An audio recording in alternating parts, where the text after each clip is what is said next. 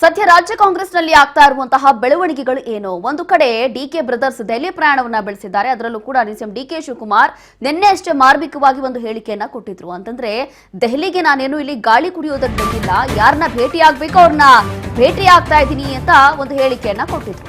ಇದೀಗ ದೆಹಲಿ ಅಂಗಳದಲ್ಲಿ ಸಿಎಂ ಕುರ್ಚಿ ಜಟಾಪಟಿ ಜೋರಾಗಿ ನಡೀತಾ ಇದೆ. ಇದೇ ವಿಚಾರಕ್ಕೆ ಈಗ ಡಿಕೆ ಬ್ರದರ್ಸ್ ದೆಹಲಿಗೆ ಹೋಗಿರುವಂತದ್ದು.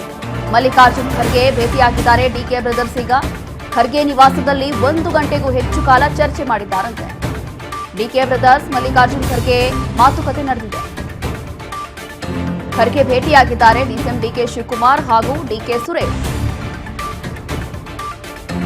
ಕಳೆದ 2 ದಿನಗಳಿಂದ 2 ಅಥವಾ 3 ದಿನಗಳಿಂದ ಡಿಕೆ ಬ್ರದರ್ಸ್ ದೆಹಲಿಯಲ್ಲೇ ಠಿಕಾಣಿ ಹೂಡಿದ್ದಾರೆ. ಇದೇ ವಿಚಾರಕ್ಕೆ ಈ ಕುರಿತು ಮಾರ್ಮಿಕವಾಗಿ ಹೇಳಿಕೆಯನ್ನ ಕೊಡೋದು, ಅದಾದ ನಂತರ ಈಗ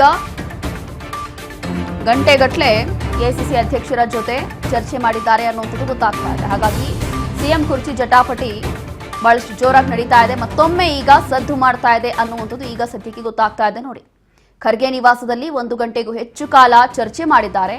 ಡಿಕೆ ಬ್ರದರ್ಸ್ ಮಲ್ಲಿಕಾರ್ಜುನ್ ಖರ್ಗೆ ಜೊತೆ ಮಾತುಕತೆ ನಡೆಸಿದ್ದಾರೆ. ಎಐಸಿಸಿ ಅಧ್ಯಕ್ಷರನ್ನ ಭೇಟಿ ಮಾಡಿದ್ದಾರೆ. ನಿನ್ನೆ ಅಥವಾ ಮೊನ್ನೆ ಅಷ್ಟೇ ಡಿಸಿಎಂ ಡಿಕೆ ಶಿವಕುಮಾರ್ ಈ ಕುರಿತು ಒಂದು ಹೇಳಿಕೆಯನ್ನು ಕೊಟ್ಟಿರ್ತಾರೆ. ಅಂತಂದ್ರೆ ಇಲ್ಲಿ ಸುಖ ಸುಮ್ಮನೆ ಗಾಳಿ ಕುಡಿಯೋಕೆ ಬಂದಿಲ್ಲ, ಹೈಕಮಾಂಡ್ ನಾಯಕರನ್ನ ಭೇಟಿಯಾಗಕ್ಕೆ ಬಂದಿದ್ದೀನಿ ಅಂತ ಹೇಳಿ ಡಿಕೆ ಹೇಳಿದ್ರು.